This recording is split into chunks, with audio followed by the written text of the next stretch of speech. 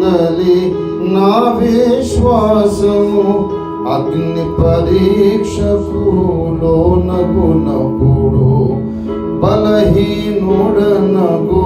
నన్ను శత్రువులు కృంగదీయయత్నించిన ఎప్పుడు నా విశ్వాసంబును బలపరచి నా విశ్వాసంబును బలపరచి కొనసాగించును నా ప్రభువే కొనసాగించును నా ప్రభువే బ్రతుకువాడును నేనిక కాను బ్రతుకువాడిల క్రీస్తేసే నా ప్రభునితో నేను సహా సిలువ వేయబడితిని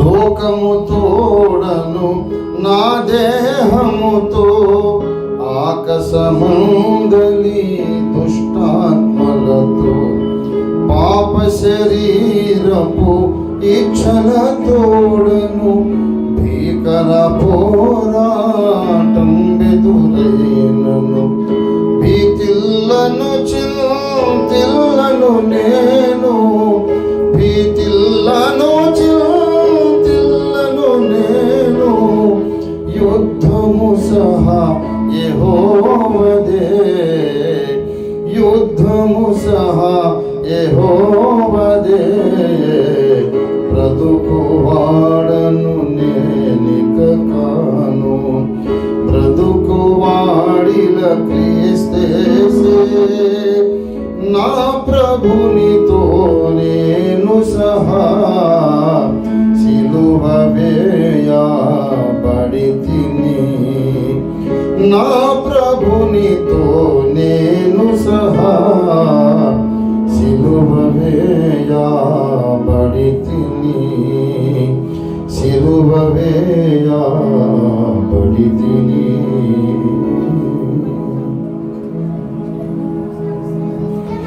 దేవునికి స్తోత్రం కలుగును గాక. హల్లెలూయా.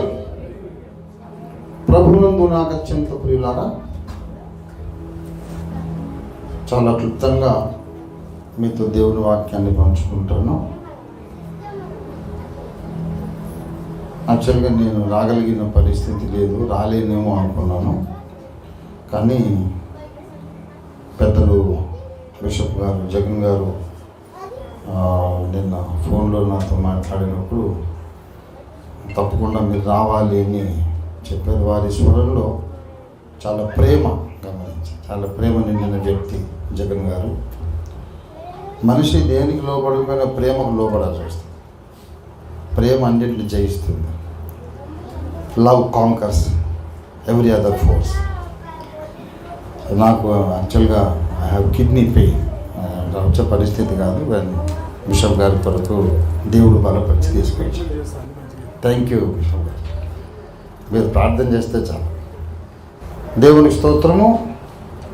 దేవుని పరిశుద్ధ వాక్యంలో నుండి ప్రసంగి గ్రంథం చిన్న మాట చదువుకొని కొద్దిసేపు దేవుని వాక్యాన్ని మనం పంచుకొని ముగించుకుందాం. మరి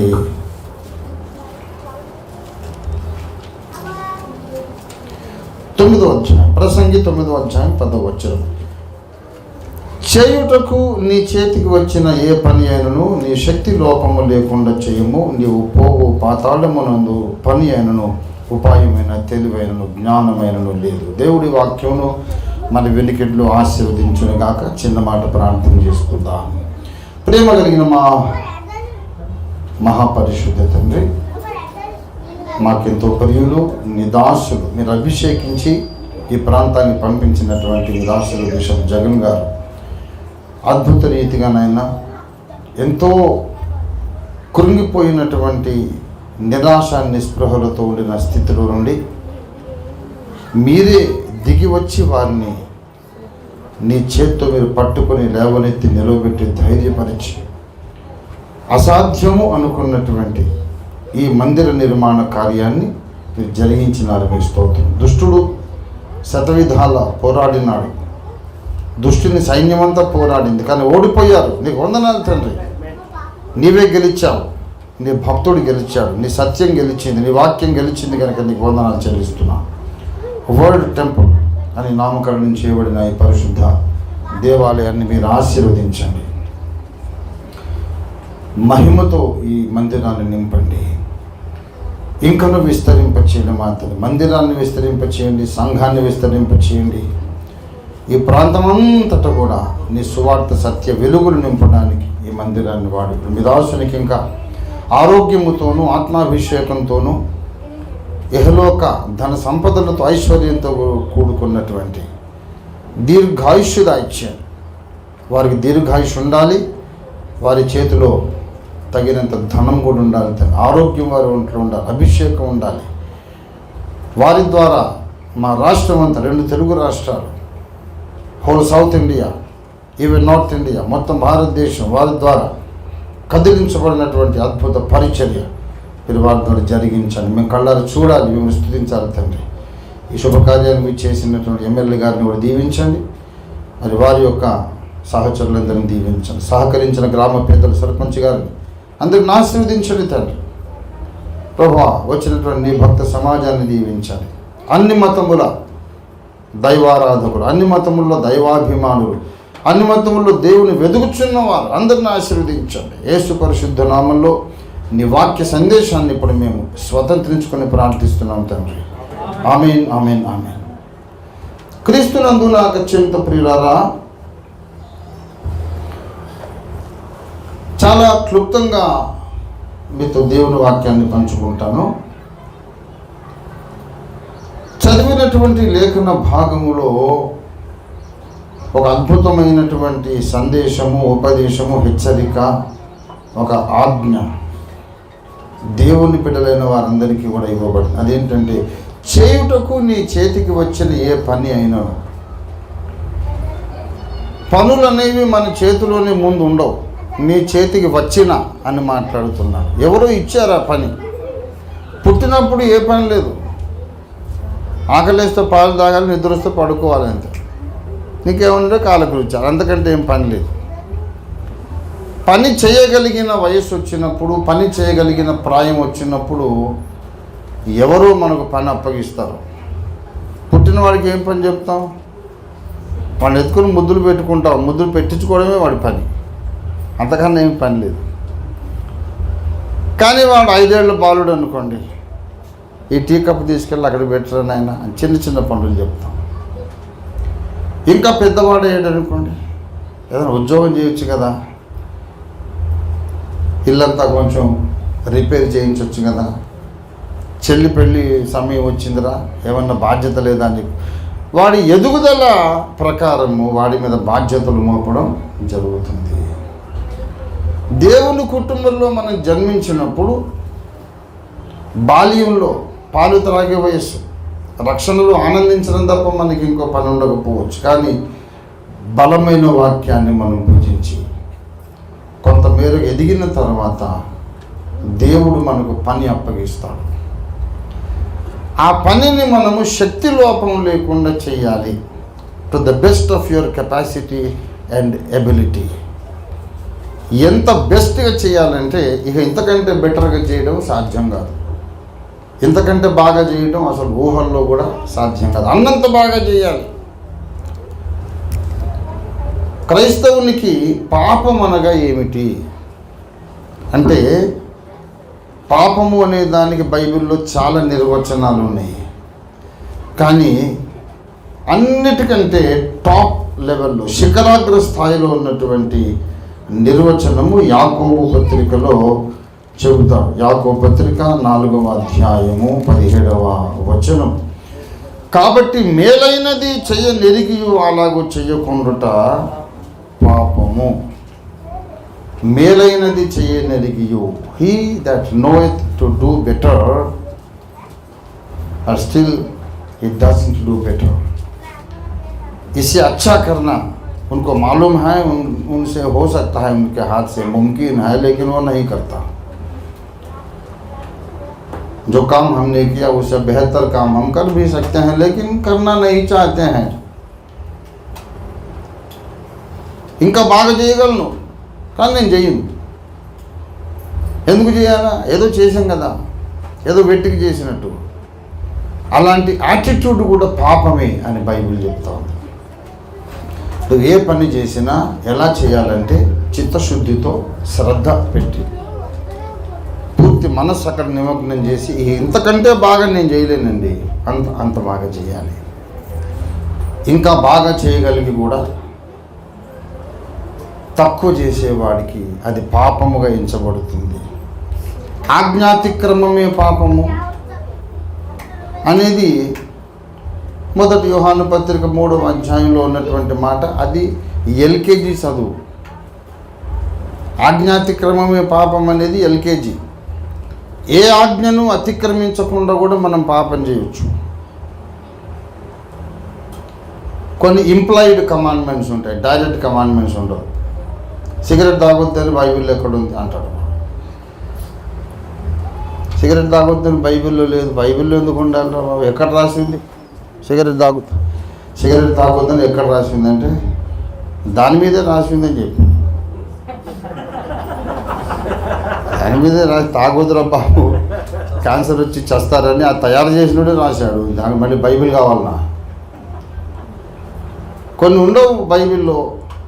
పేడ తినొద్దని ఎక్కడుంది బైబిల్లో? తిరు. రైలు కింద పడొద్దని ఎక్కడుంది బైబిల్లో? పడుకో. అవన్నీ తెలివి తక్కువ ప్రశ్నలు. అన్ని బైబిల్లో రాసి ఉంటేనే చేస్తా. కామన్ సెన్స్ కూడా ఉపయోగించాలి. బైబిల్లో ఉన్నటువంటి ఆజ్ఞలు అక్షరాలా చూసి వాటిని మాత్రమే పాటిస్తాను, బైబిల్లో ఇది చేయొద్దని లేదు కనుక నేను ఏదన్నా చేస్తాను అనడము తప్పు వైఖరి. బైబిల్లోని అక్షరములను బట్టి మాత్రమే కాదు, బైబిల్లోని ఆత్మను బట్టి మనం నడవాలి. ఆజ్ఞాతిక్రమము మాత్రమే పాపం కాదు, విశ్వాసమూలము కానిదేదో అది పాపము. ఏదైతే నా స్థానంలో ఉంటే యేసయ్య చెయ్యడో అది నేను చేయటం పాపం. ఏది నేను చేసినప్పుడు లోకము యేసును అవమానిస్తుందో అది పాపం.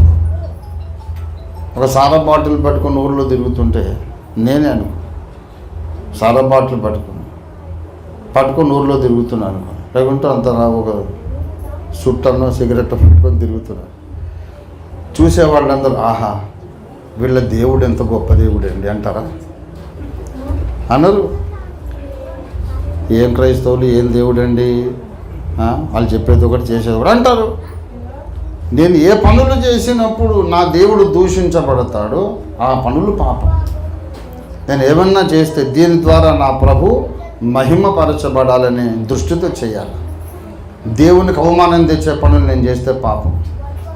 నా స్థానంలో యేసు ఉంటే అలా చేస్తాడా? చేయడు. అయినా ఆ పని నేను చేస్తే పాపం.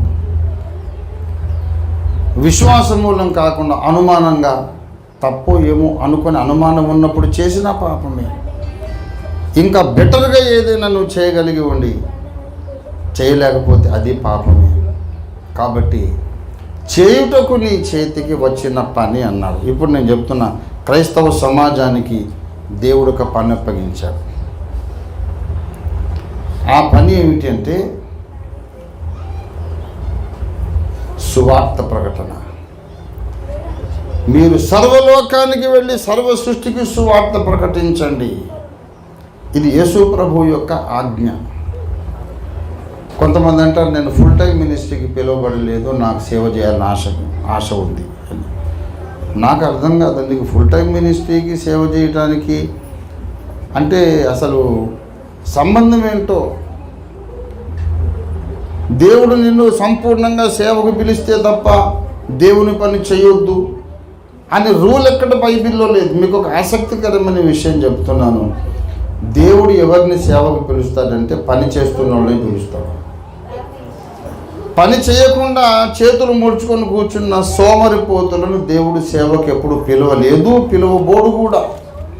అపోస్తలుల కార్యాలు 13వ అధ్యాయంలోనికి రండి దయచేసి. అపోస్తలుల కార్యాలు 13వ అధ్యాయము ప్రారంభము నుండి అంత్యోకయలో ఉన్నటువంటి సంఘంలో, అంత్యోకయలో ఉన్న సంఘములో బర్నబా నీగెదనబడిన సిమయోను, చదవండి, కురేనీయుడైన లోకియా, చతుర్థాధిపతి అయిన హేరోదుతో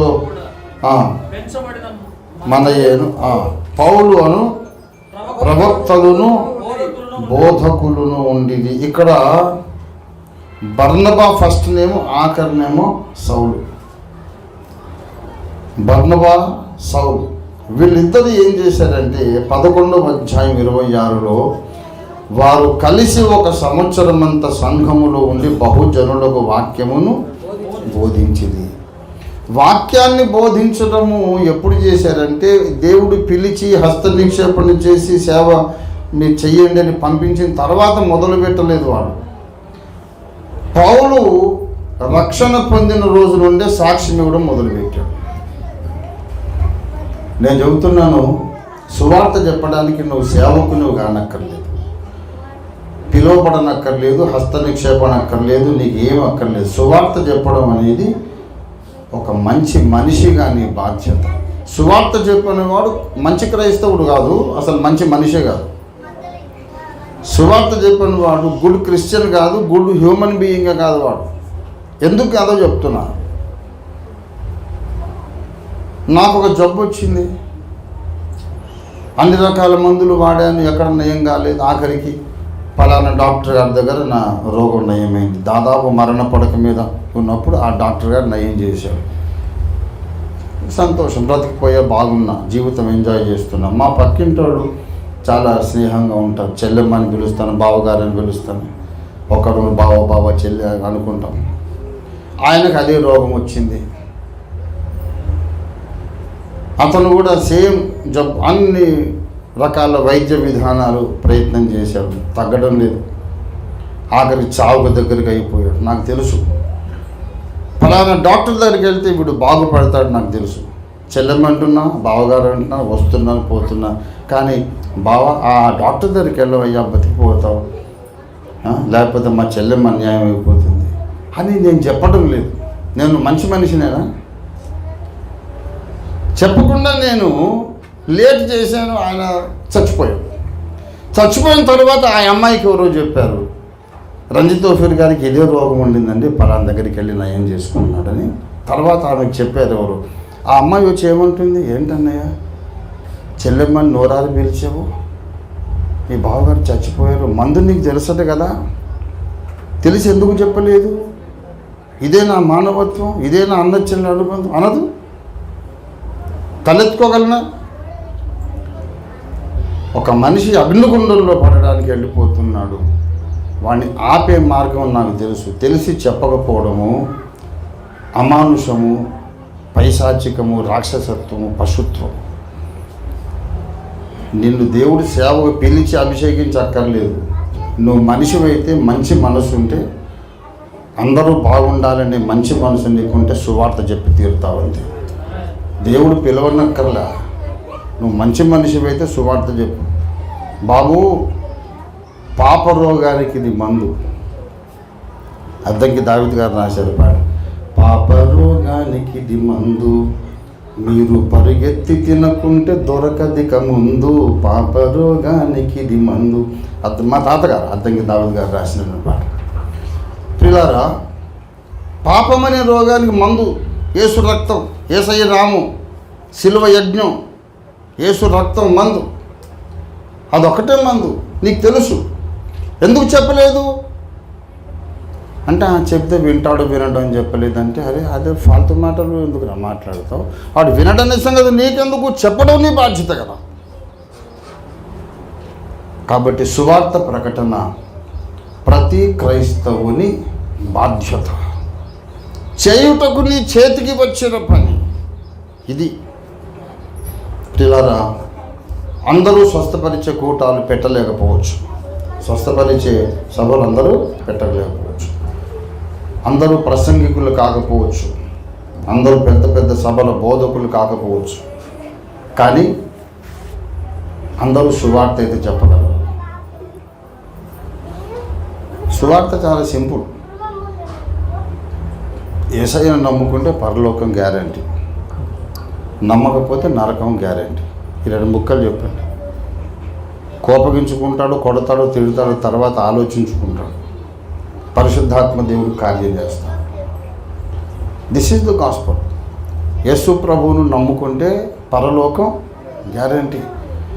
యేసును నమ్మకపోతే చాలా మంచిగా బ్రతికిన వాళ్ళకు కూడా నరకం గ్యారంటీ.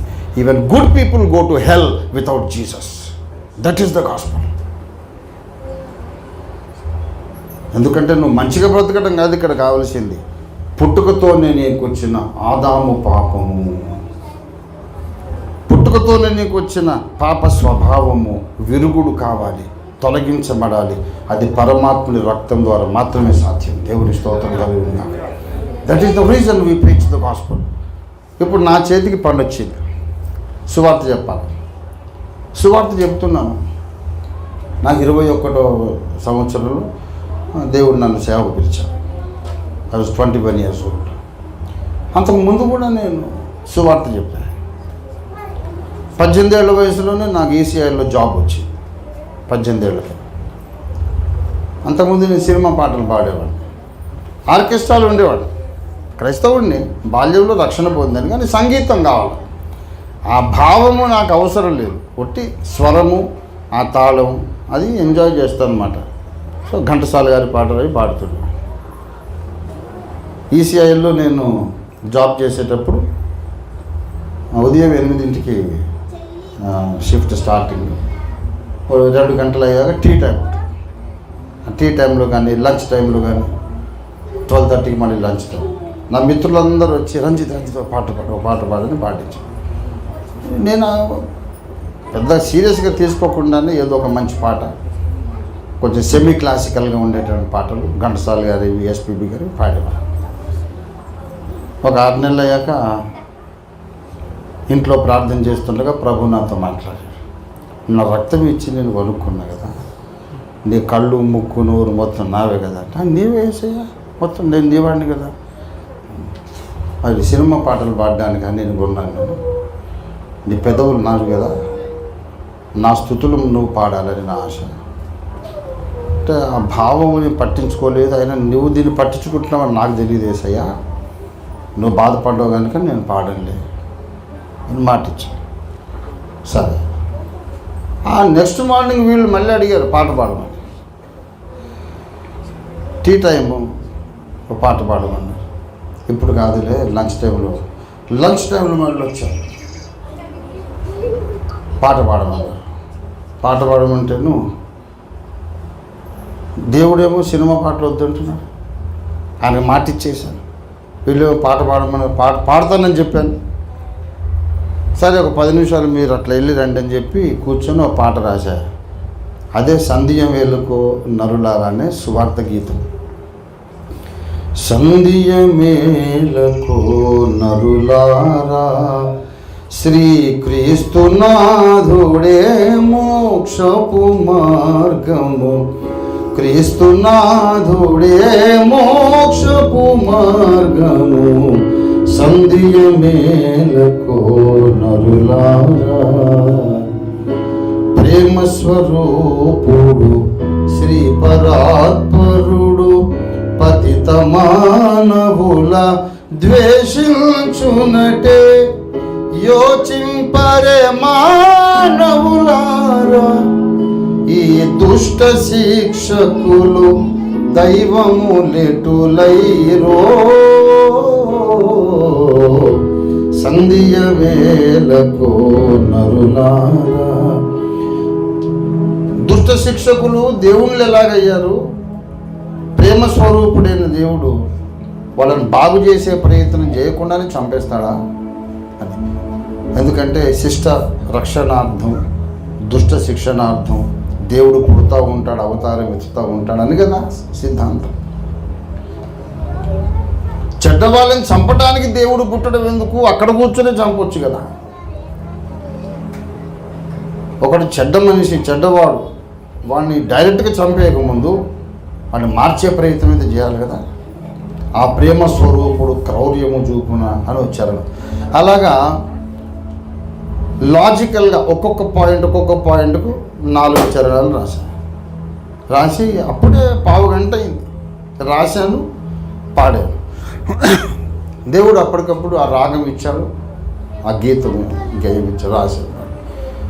వాళ్ళు అర్థం చేసుకున్నారు, యేసు ప్రభు తప్ప ఇంకో రక్షకుడు లేడని చెప్పడానికి వీడు కమిట్ అయిపోయాడు.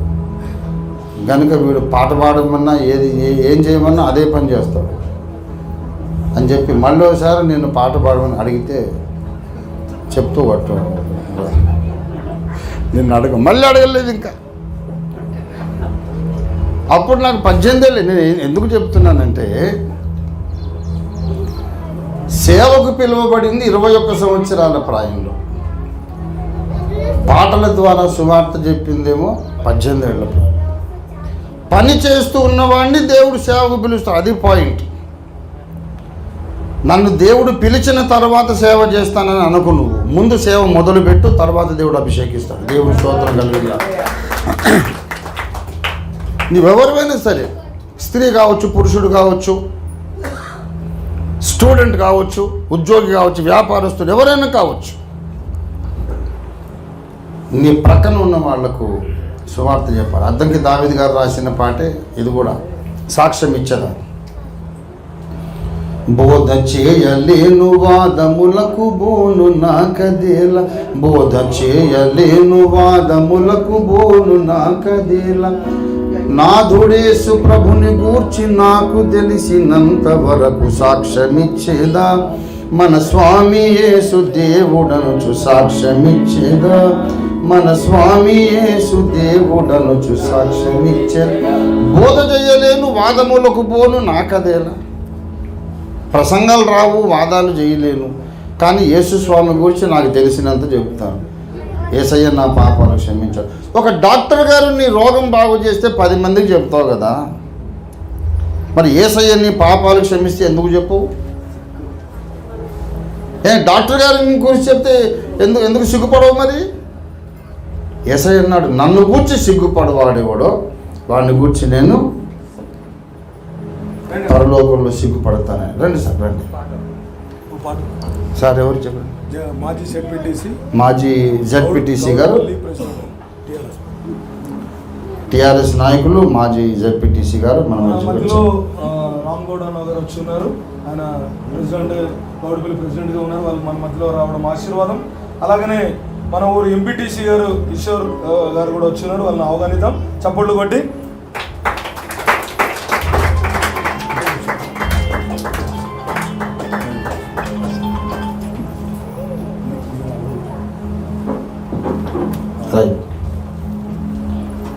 సంతోషం, దేవుని స్తోత్రం అన్న. వెల్కమ్, జై తెలంగాణ. నాది వరంగల్. చెన్నారెడ్డి గారి టైంలో ఉద్యమంలో ఉన్నాం మేము. చాలా సంతోషం, చాలా సంతోషం. చేయుటకు నీ చేతికి వచ్చిన ఏ పని అయినా అన్నాడు. ఏ పని అయినా మన చేతికి వచ్చిందో లేదు, కానీ ఒక పని అయితే వచ్చింది, సువార్త ప్రకటన. ఇప్పుడు నా అసలు ప్రసంగం స్టార్ట్ చేసి సువార్త చెప్పాలి. దేవుడు అప్పగించాడు కదా, మరి ఈ లోకం ఏమో సువార్త చెప్పొద్దు అంటుంది. అప్పుడు ఏం చేయాలి? ఇది పాయింట్. సువార్త చెప్పమని రక్షకుడు చెప్పాడు, దేవుడు ఆజ్ఞాపించాడు. ఈ లోకమేమో సువార్త చెప్పొద్దు, మీరు మతాలు మారుస్తున్నారు, మతం మార్పిడి చేస్తున్నారు కనుక మీరు చెప్పొద్దు. మేమైతే అమెరికాకు పోయి మతం మార్పిడి చేస్తాము, మీరైతే ఇక్కడ చేయవద్దు. అమెరికా, ఆస్ట్రేలియా, జర్మనీ అక్కడ పోయి మా మతం చెప్పుకుంటాము, కానీ మీరు ఇక్కడైతే యేసుని గురించి చెప్పండి. మేము చేస్తే రైట్, మీరు చేస్తే రాంగ్. మేము చేస్తేనేమో సంసారం, మీరు చేస్తే వ్యభిచారం. అది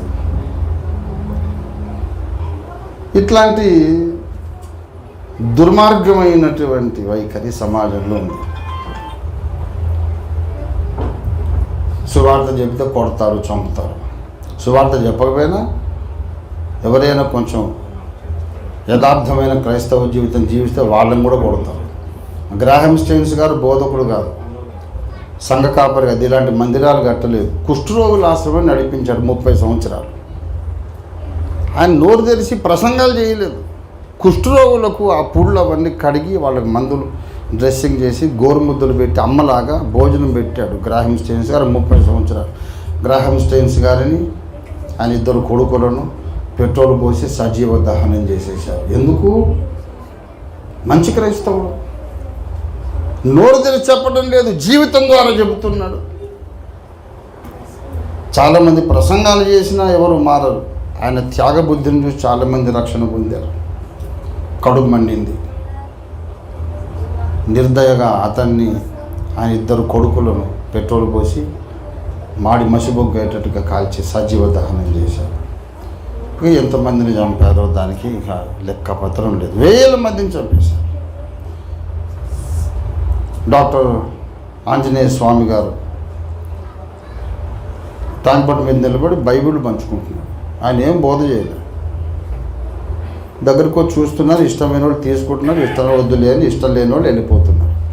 తీసుకున్న వాళ్ళకే ఇస్తున్నాడు, ఎవరు బలవంతం లేదు. సైలెంట్గా నిలబడి డాక్టర్ ఆంజనేయ స్వామి గారు బైబిల్ పంచుతున్నారు. వచ్చి ఆయన కొట్టి తల మీద భయంకరంగా కొడితే హెడ్ ఇంజరీ. ఇప్పటికీ నార్మల్ కాలేదు, ఆయన నార్మల్ కాలేదు. కొట్టి మళ్ళీ వాళ్ళే దాన్ని వీడియో షూటింగ్ చేసి సోషల్ మీడియాలో వాళ్ళే వైరల్ చేశారు. దీన్ని ఏమంటారు?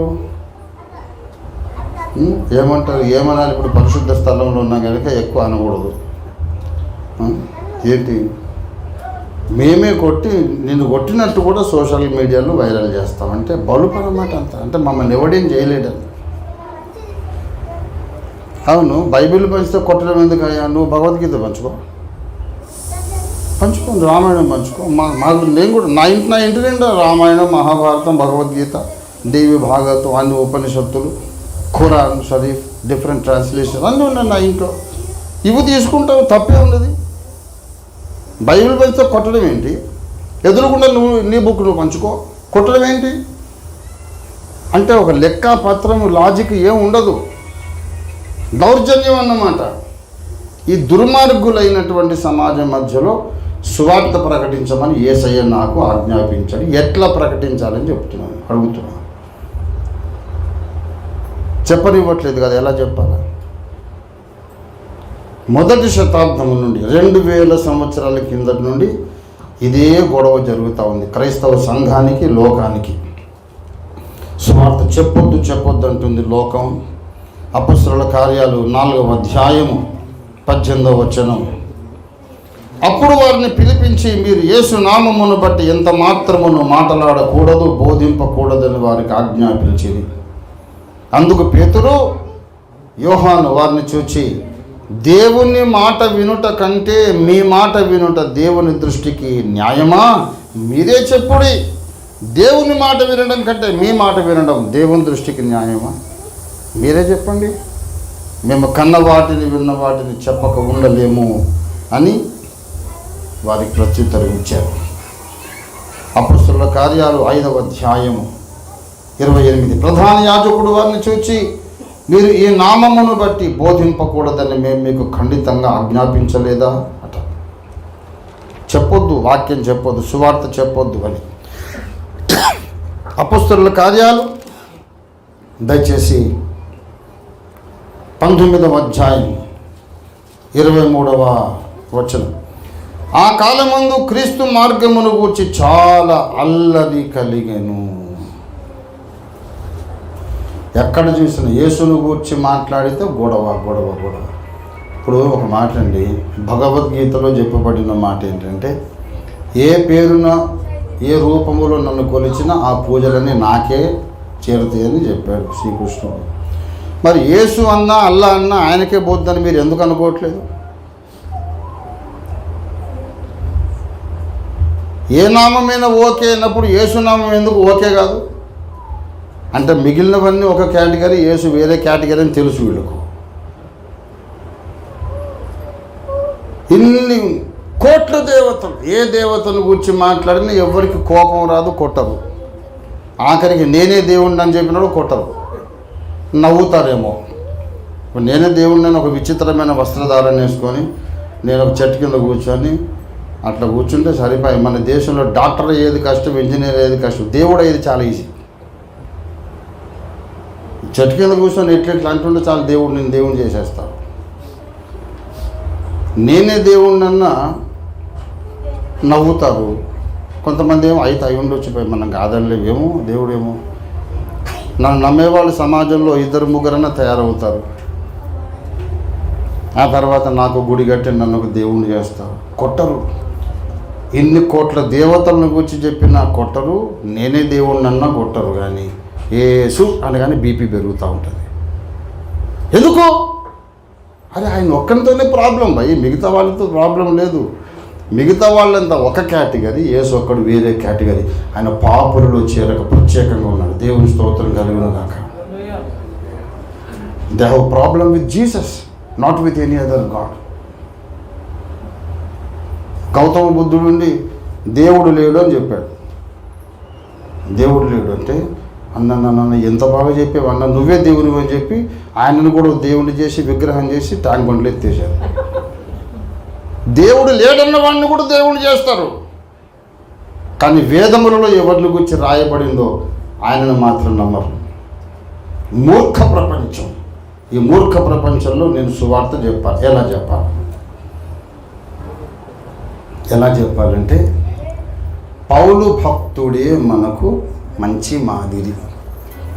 పౌలు భక్తుడు ఆ కాలములో ఉన్నటువంటి చట్టాన్ని వాడుకున్నాడు. ఆ కాలములో ఉన్నటువంటి చట్టమును పౌలు భక్తుడు వాడుకున్నాడు. అపొస్తలుల కార్యాలు 22వ అధ్యాయం. అపొస్తలుల కార్యాలు 22వ అధ్యాయము దయచేసి 25. వారు పౌలును వారులతో కట్టుచున్నప్పుడు శతాధిపతిని చూచి రోమియుడనైన నన్ను, రోమన్ సిటిజన్ అయినటువంటి నన్ను కొరడాలతో కొట్టుటకు మీకు అధికారం ఉన్నదా అంటే, అప్పటి చట్టం ప్రకారం ఏంటంటే రోమా పౌరుడు అయిన వాడిని అన్యాయంగా కొరడాలతో కొట్టకూడదు, విచారణ జరపాల. న్యాయ విచారణ జరిపి నేరం నిరూపించిన తర్వాతనే కొట్టాలి తప్ప ముందు కొట్టద్దు. రోమా పౌరుణ్ణి ముందే కొడితే అతను నిర్దోషం తర్వాత తేలితే చక్రవర్తి ఆ పని చేసిన అధికారి ఉంటాడు కదా, వాడి తలకాయ నరికించేస్తాడు. మెడకాయ మీద తలకాయ ఉండొద్దంత, బీహెడ్డింగ్, తల నరికి చంపండి, శిరచ్ఛేదన శిక్ష. నా రాజ్య పౌరుని అన్యాయంగా కొడతారా? అది రోమా చట్టం. పౌలు అడిగాడు, నన్ను స్తంభానికి వారులతో కట్టేస్తున్నారు, కొరడాలతో కొట్టమన్నాడు మీ సహస్రాధిపతి, నేను రోమా పౌరుణ్ణి, చట్ట ప్రకారం మీకు అధికారం ఉందా అనగానే వాడు గడగడ వణికాడు. వణికి వెంటనే వాళ్ళ బాస్ దగ్గర పరిగెత్తి, ఏం చేయబోతున్నావు అయ్యా బాబా, ఆయన రోమియుడు. అవునా? ఆయన పరిగెత్తుకొని వచ్చాను, నువ్వు రోమియుడువా అంటే, అవునా బాబు రోమియుడువా, నేను బోర్డంత డబ్బు పెట్టి పౌరసత్వం కొనుక్కున్నాను అన్నాడు. నేనైతే పుట్టుకతోనే రోమియుడు బాబు అంటే వెంటనే విడిచిపెట్టి దండం పెట్టుకొని వెళ్ళిపోబాబు. ఆ సహస్రాధిపతి పౌలును బంధించినందుకు భయపడినాడు. అక్కడ పౌలు ఇవాళ ఇండియాలో పుట్టాడు అనుకోండి, మనకు పునర్జన్మ లేవు, మనం నమ్మం.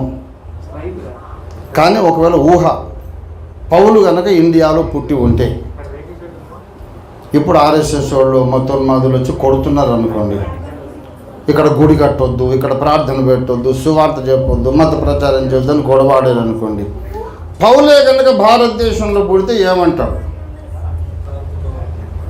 ఇలాగూ సువార్త ప్రచారమును ఆపడానికి రాజ్యాంగ ప్రకారం మీకు అధికారం ఉన్నదా లేదా అంటాడా లేదా? ఆ రోజు తను కొడుతున్నప్పుడు చట్ట ప్రకారం మీకు అధికారం ఉందా అని అడిగాడు.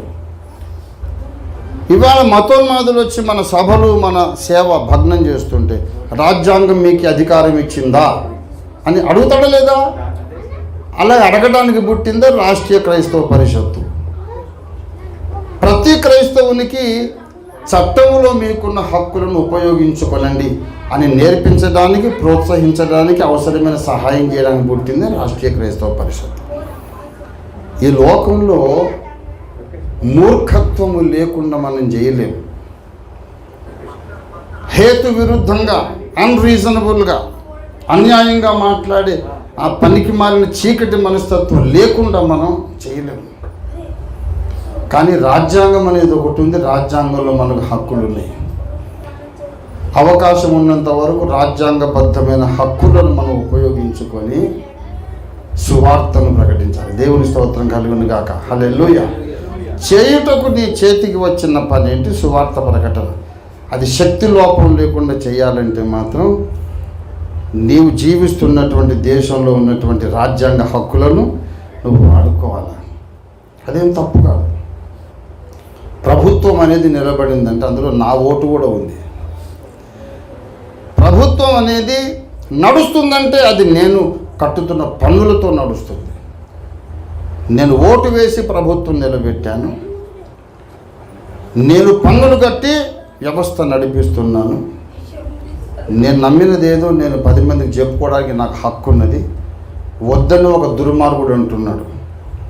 ప్రభుత్వాన్ని ఆశ్రయించాలి, రాజ్యాంగ ప్రకారం యాక్షన్ తీసుకోవడం మీద. క్రైస్తవులందరూ సంఘటితమై ఎకట్టా హోక ఏక మంచి పరగ రాజాయ్ ఒకటే వేదిక మీదకి వస్తే మతోన్మాదం అనేది తోక ముడిచి పారిపోద్ది దేశంలోనే.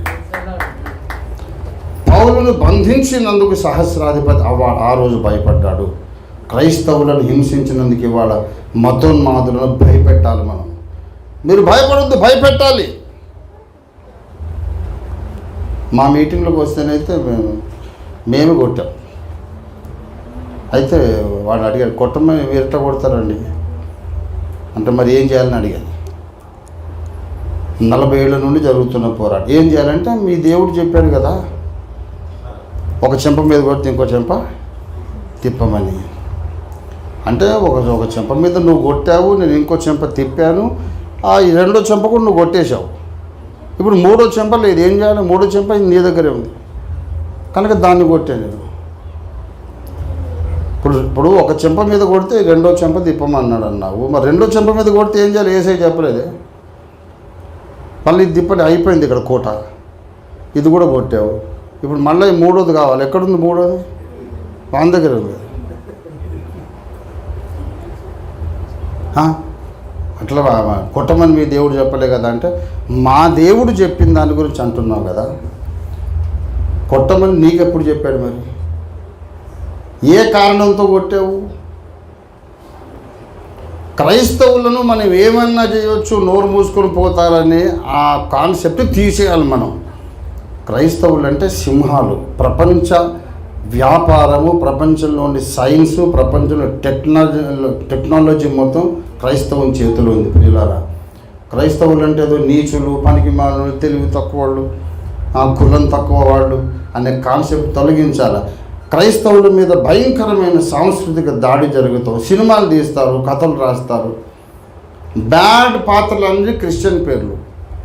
తిరిగిపోతూ వేశ్య ఆడలు ఉన్నదనుకోండి, ఒక ఆమె పేరు మేరీ, రోజీ, లిల్లీ. కిరాయి హంతకుడు ఉన్నాడు అనుకోండి, మైకల్, డానియల్, డేవిడ్. వాని పేరు వెంకట్రావు ఎందుకు ఉండదు? మీ పేరు సుబ్బలక్ష్మి ఎందుకు ఉండదు? అంటే మా వాళ్ళందరూ మంచోళ్ళని. క్రైస్తవులందరూ క్యారెక్టర్లెస్, క్రైస్తవులందరూ దుర్మార్గులని ఒక బ్రెయిన్ వాషింగ్ జరుగుతోంది. ఇవాళ మనం ఉల్టా బ్రెయిన్ వాష్ చేయాలి. క్రైస్తవులే అసలైన దేశభక్తులు. ఇన్ని గూఢచారి కేసులు దొరికినాయి కదా. దేశ రహస్యాలను పరాయి దేశాలకు అమ్ముకున్నట్టు గూఢచారి కేసులో ఒక్క క్రైస్తవుడు కూడా నిందితుడు కాదు. అందరూ వీళ్ళు నమ్ముకున్న సనాతన ధర్మంలో ఉన్నోళ్ళే దేశద్రోహులు. పిల్లరా, క్రైస్తవ సమాజం మీద, సువార్త మీద ఇంత సంఘటితంగా దాడి చేస్తున్నారు. ఎందుకో తెలుసా? 2వ కీర్తన ప్రవచనం నెరవేరుతుంది. అన్యజనులు ఏల అల్లరి చేయుచున్నారు, జనములు ఏల వ్యర్థమైన దాన్ని తలంచుచున్నవి. భూరాజులు యెహోవాకును ఆయన అభిషిక్తునికి విరోధంగా ఆలోచన చేయుచున్నారు. యేసుక్రీస్తుకు విరోధంగా అందరూ ఒకటవుతారు. ఇప్పుడు యేసును ద్వేషించే వాళ్ళందరూ ఒకటవుతున్నారు కాబట్టి యేసయ్య నా దేవుడు అన్నోళ్ళందరూ ఒక్కటి కావాలి. ఇది నా పిలుపు. దేవుని స్తోత్రం కలుగును గాక. ఎవరి సిద్ధాంతం వాళ్ళకు ఉండొచ్చు, ఎవరి ఆరాధన పద్ధతులు వాళ్ళకు ఉండొచ్చు. వాళ్ళు కొట్టేటప్పుడు మన సిద్ధాంతాన్ని చూసి కొడుతున్నారా, లేకపోతే క్రైస్తవులమని కొడుతున్నారా? నేను చెప్తున్నాను, మీరు ఏ పేరు పెట్టుకున్నా, ఏ డినామినేషన్ పెట్టుకున్నా దాన్ని లోకము గుర్తించదు, దేవుడు గుర్తించదు. Pentecost, Baptist, Hebron, Brethren, church of Christ, వైద్య, ఎన్నైనా పెట్టుకోండి. లోకము గుర్తించదు, దేవుడు గుర్తించదు. అవంతా ఫేకే. నువ్వు పెట్టుకున్న పేర్లని ఫేక్. నీకున్న అసలైన పేరు ఒక్కటే, గొర్రెపిల్ల రక్తములో నువ్వు విమోచించబడవు. That is your real name. That is the only way the world recognizes you and the heaven recognizes you. ఈ లోకమైన పరలోకమైన నిన్ను ఒక క్రైస్తవునిగా గుర్తిస్తుంది తప్ప ఒక పెంతుకోస్తు బ్యాప్టిస్ట్ అని గుర్తించదు. ఆదివారం కానీ పండగ సమయంలో కానీ బైబిళ్ళు పట్టుకొని వెళ్తున్నాం మన రోడ్డు మీద. అన్యులు చూసి ఏం చెప్పుకుంటారు, అది పెంతుకోస్తాడు పోతుంది అంటారా, అదిగో బ్యాప్టిస్టుడు అంటారా, ఏమంటారు, క్రైస్తవుడు అంటారు. నీ డినామినేషన్ అది నువ్వు ఊహించుకుంటున్నావు. పెట్టుకో, తప్పులేదు. పిల్లోడు పుట్టినప్పుడు ఒక పేరు పెట్టాలి. పేరు పెట్టకపోతే ఎట్లా, అరే మనిషి రారా అంటే ఆ మనుషులందరూ వస్తారు. అంతమందికి ఎక్కడ పాలిస్తూ ఎక్కడ టిఫిన్ పెడతాం మనం. అరే మనిషి రారా అంటే కుదరదు. కాబట్టి పిలవడానికి ఒక పేరు ఉండాలి. కనుక ఒక మనిషికి పేరు ఉండాలి, సంఘానికి కూడా పేరు ఫలానా అని ఐడెంటిఫికేషన్ కొరకు. కానీ లోకము దృష్టిలో నువ్వు ఏ పేరైనా పెట్టుకో, నీకు వాళ్ళు పెట్టిన పేరు ఒకటి. వీడు క్రైస్తవుడు, యేసుని ఆరాధిస్తాడు, యేసుగాక ఇంకొకడు నాకు అక్కర్లేదు అంటాడు అనే పేరు నీ మీద పడిపోయింది. పరలోకానికి పోయిన తర్వాత కూడా నిన్ను డినామినేషన్ పేరుతో పిలవరు. వీళ్ళందరూ ఎవరు అంటే దేవదూత చెప్పాడు, గొర్రె పిల్ల రక్తములో వీరు విమోచింపబడిన వారు. కాబట్టి ఎవరి సంఘంలో ఎవరి డినామినేషన్ వాళ్ళకు ఉండొచ్చు, సిద్ధాంతాలు ఉండొచ్చు. కానీ అన్యులు మన మీద దాడి చేసినప్పుడు ఈ విభేదాలు మరచి మనం ఒక్క సైన్యంగా వాళ్ళని ఎదుర్కోవాలి. వాళ్ళని కొట్టొద్దు, తిట్టొద్దండి. శత్రువుని ప్రేమించమన్నాడా లేదా దేవుడు? నువ్వు మీటింగ్ పెట్టినప్పుడు డిస్టర్బ్ చేయడానికి వచ్చినవాడిని నువ్వు ప్రేమించు, గట్టి గావలించుకోవాడిని, పక్కటోని విరిగేటట్టు ఐ లవ్ యూ బ్రదర్ అని గట్టి కావలించుకు వదలకు. ఇంకా వాళ్ళు ఎంత గిరగిలు కొట్టుకున్నా వదలకుండా ఉండి ఒకడు పోలీస్ స్టేషన్ ఫోన్ చేయండి, పోలీసులు వచ్చి వాడిని ప్రేమించడం మొదలు పెడతారు. సరిపోతుంది. నేర్చుకోవాలి. ఇప్పుడు ఏసయ్య కొడితే మళ్ళీ కొట్టొద్దు అన్నాడంటే సరే కొట్టొద్దు పోయి, అన్ని వాక్య ప్రకారం చేయాలి కదా.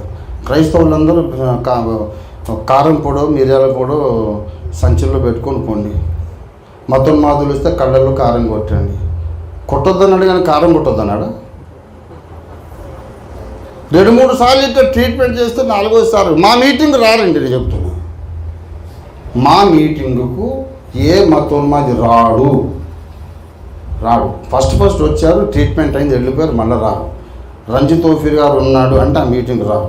ఎందుకంటే ఏం ట్రీట్మెంట్ అయితే వాళ్ళకి తెలుసు. మాట్లాడితే మాట్లాడదాం. నీకు ప్రశ్న ఉంటే నేను సమాధానం చెప్తా, లేదు నాకు ప్రశ్న ఉంది నువ్వు సమాధానం చెప్పు.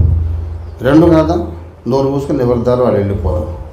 లేదు కుమ్ముకుందాం. అరే నువ్వు పప్పు తిన్నోని ఎంత ఉంటుంది, నాకు అబ్రాహం తిన్నోని మాకెంత ఉంటుందండి. నువ్వు మామూలుగా కుమ్ముతాము, యేసునామములు మేము, లోకాతీతమైన శక్తి మాకుదని ఇట్లా మాట్లాడతావు. అవును అట్లా మాట్లాడతాము. ఆ టైంకి నువ్వు గొలియాతు, నేను దావీదంతే. భయపడటం మానేసి భయపెట్టడం మొదలు పెట్టాలి క్రైస్తవ సమాజం. దేవుని స్తోత్రం కలిగినగా. అరే ఇది తప్పు కదా అంటే ఏం తప్పయా, నువ్వు తప్పని నాకు చెప్తే ఎట్లా? నేను 42 సంవత్సరాలు బట్టి ఇదే సిద్ధాంతంతో బ్రతికాను. 1000కి పైగా ఇటువంటి సంఘాలు కట్టాము. 800 మందికి పైగా పాస్టర్లు తయారైనారు. అందరూ ఇదే లాంగ్వేజ్ మాట్లాడతారు. నా పిల్లలే. మా సంఘాల్లో 180 మంది అన్యులలోంచి రక్షింపబడ్డారు. పాత క్రైస్తవులు కాదు, బ్రాహ్మణులు ఉన్నారు, ముస్లింల నుంచి రక్షింపడ్డ వాళ్ళు ఉన్నారు, కమ్మ, కాపు, రెడ్డి, అన్ని కులాలు. మా దగ్గర లేనోళ్ళు ఎవరు లేరు. మినీ ఇండియా ఓఫీర్ మినిస్ట్రీస్ అంటే మినీ ఇండియా. భారతదేశంలో ఎన్ని కులాలు ఉన్నాయో మా సంఘంలో అన్ని కులాలు ఉన్నాయి. నేనే దాదాపు 20,000 మందికి పైగా బాప్తిస్మాలు ఇచ్చి ఉంటాను. Almost all of them from non Christian backgrounds. 5 పిల్లల్ని కన్న తల్లి 6వసారి పురిటినొప్పులు పడుతుంది, ప్రసవ వేదన పడుతుంటే కొత్త పెళ్లి కూతురు వచ్చి ధైర్యం చెప్పిందంటే, ఏం కాదు ఆంటీ అట్లే ఉంటుంది, ఏం కాదు. తర్వాత మంచి నీకేం తెలుసు, నేను 6వసారి బాధపడుతున్నా. నీకు అసలు లైఫ్ మొదలే కాలేదు, నాకు చెప్తావు కొత్త పెళ్లి కూతురు.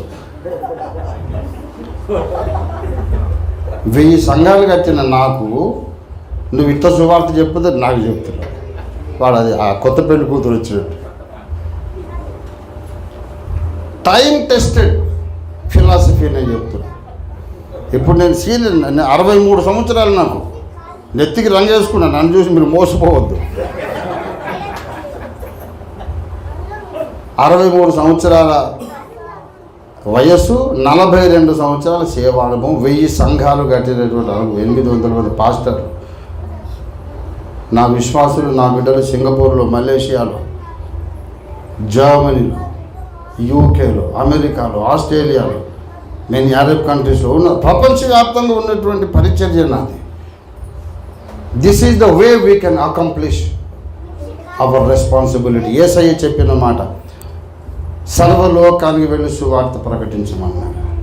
సర్వలోకానికి సువార్త ప్రకటించాలి అంటే తప్పకుండా మనము తగిన విధంగా వ్యూహ ప్రకారం ముందుకు నడవాలి, వ్యూహాత్మకంగా ముందుకు నడవాలి. దేవుని బిడ్డలారా, చట్టము ఎప్పుడైతే మనకు అవకాశం ఉందో చట్టాన్ని మనం ఉపయోగించుకోవాలి. ఇంకొక ముక్క చదివి నేను ముగించేస్తాను. 2వ కొరింథీ పత్రిక 11వ అధ్యాయం, 2వ కొరింథీ 11వ అధ్యాయము 32వ వచనం, చివరి 2వ వచనాలు. దమస్కులో అరేత అను రాజు కింద ఉన్న అధిపతి నన్ను పట్టగోరి కావలి ఉంచి దమస్కీయుల పట్టణమును భద్రము చేశాను. అప్పుడు నేను కిటికీ గుండా గోడ మీద నుండి గంపలో దింపబడి అతని చేతిలో నుండి తప్పించుకొని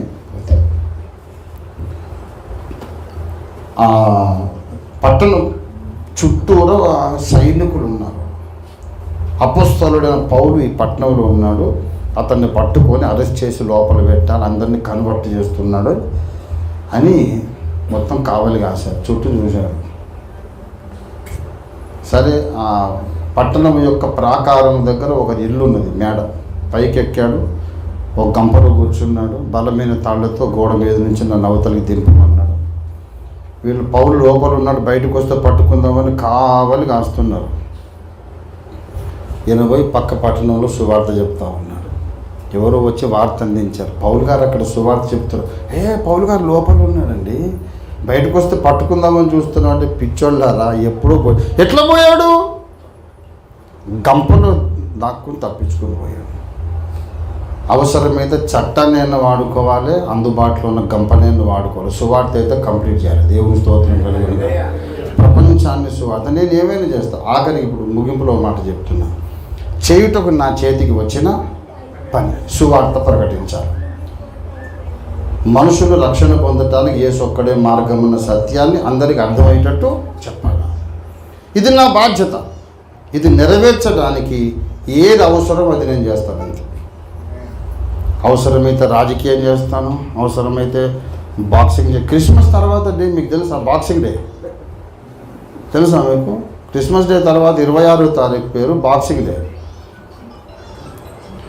కాబట్టి మేము అవసరమైతే సువార్త చెప్తాం, బోధ చేస్తాం, బాక్సింగ్ చేస్తాం, పాటలు రాస్తాం, పాటలు పాడతాం, ఏవైనా చేస్తాం. కానీ భూమి మీద మనిషి అన్న ప్రతి ఒక్కడి చెవిలో ఈ మాట వినబడాలి, నీవు నరకం తప్పించుకోవాలంటే యేసు ఒక్కడే మార్గం. దేవుని స్తోత్రం కలుగును కాక. ఈ కార్యక్రమం ముగించేదాకా నేను ఆగనంతే. ఇది కరెక్టను రాంగను నేనైతే ఇదే నమ్ముతున్నా. ఏంటంటే గట్టిగా మనం నిలబడకపోతే ప్రతి ఒక్కడికి లోకమైపోతాం. నేను ఇది కూడా చెప్తున్నా, క్రైస్తవులైన వాళ్ళు ఓటు బ్యాంకుగా కూడా మారాలి. క్రైస్తవులు ఓటు బ్యాంకుగా మారి ఒక్క ఎంపీ కానీ ఒక్క ఎమ్మెల్యే కానీ పంపించిన చట్టసభకు ఒక్కడినైనా ప్రపంచం మన మాట వింటుంది. క్రైస్తవుల మీద దాడులు ఎందుకు జరుగుతున్నాయి ఇక్కడ మనం మాట్లాడితే ఎవరు పట్టించుకోరు. మన ప్రతినిధి వెళ్ళి అసెంబ్లీలోనూ పార్లమెంట్లో మాట్లాడితే వింటారు. క్రైస్తవులు ఓటు బ్యాంకు కావాలా, రండి మనం కలిసి పోటీ చేద్దామంటే ముందు నీకు అన్య భాషలు వస్తే రాత చెప్పండి. నువ్వు మీ వాళ్ళు ఆడవాళ్ళు గాజులు వేసుకున్నారా తీసారా చెప్పాడు. మా గాజులతో నీకెందుకు సంబంధం రా, కలిసి పార్లమెంట్కి పోదామని. సిద్ధాంతం ఇంపార్టెంట్. సువార్త కంటే సిద్ధాంతం ముఖ్యం, ప్రేమ కంటే సిద్ధాంతం ముఖ్యం. ఇలాంటి పనికి మాలిన ఆలోచన విధానంతో మనం బలహీనపడిపోతున్నా, శత్రువు బలపడుతున్నాడు. యేసు రాకడ బహు సమీపం అండి. నేను త్వరగా ముగించేస్తా, బైబిల్ మూసేసి చెప్తున్నాను. యేసు రాకడ బహు సమీపము. కరోనా వచ్చింది కదా, ఇది మొట్టమొదటి గంట ఓపెనింగ్. తర్వాత ఇంకో తెగుడు వస్తుంది, ఇంకో తెగుడు. ప్రభు రాకడ బహు సమీపం. సువార్త చెప్పడానికి ఎక్కువ టైం లేదు, ఇంకో 10-15 సంవత్సరాలు ఉంటూ ఉండొచ్చు. ఈ జనరేషన్ ప్రభువుని చూస్తుంది. టైం తక్కువ, చేయాల్సిన పని ఎక్కువ. అందరం కలిసి పనికి పూనుకుందాం. ఇది చేయుటకు మన చేతికి వచ్చిన సువార్త పనిని శక్తి లోపం లేకుండా మనం చేయడానికి, మనందరి కొరకు ప్రార్థన చేయడానికి బిషప్ జగన్ గారు నిలబడ్డారు. వారికి అప్పగిస్తాం. చాలా సంతోషం. అయ్యగారు చక్కని సందేశం అందించారు. మన మధ్య ఉన్నటువంటి వెంకటేష్ గారు, ఆర్కేబీ టీం ప్రెసిడెంట్, అని వచ్చి ఈ యొక్క వాక్యం సమర్పించి ప్రార్థన చేస్తారు.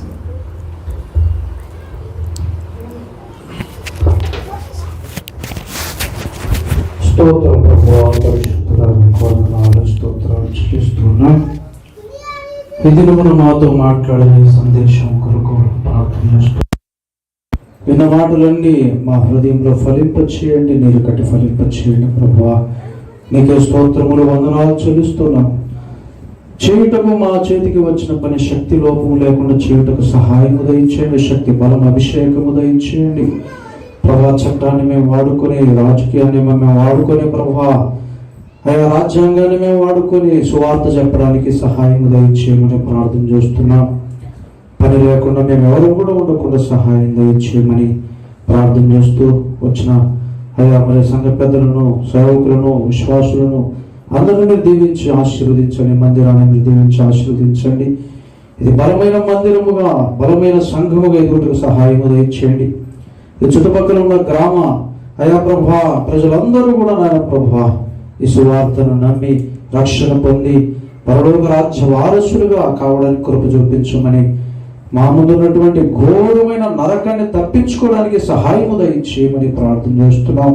మేము జన్మము చేత, కర్మము చేత పాపులమని ప్రతి మనిషి గ్రహించి నీ రక్తము చేత కడగబడి నమ్మి బాప్తిస్వం పొందితేనే ఆ నరకము నుంచి తప్పించబడతామన్నాం.